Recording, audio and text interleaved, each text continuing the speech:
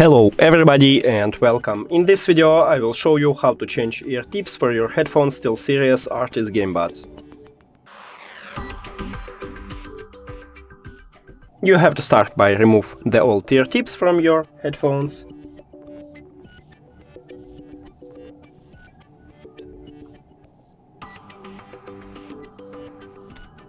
Here we go, and the second one.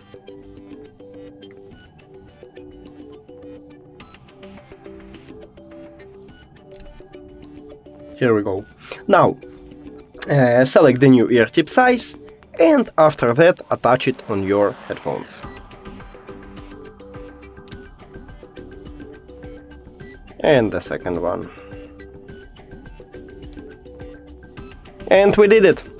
Thank you for watching this video. If you found it helpful, please consider subscribing to the channel and leave the like on the video. It's really important to us. See you later!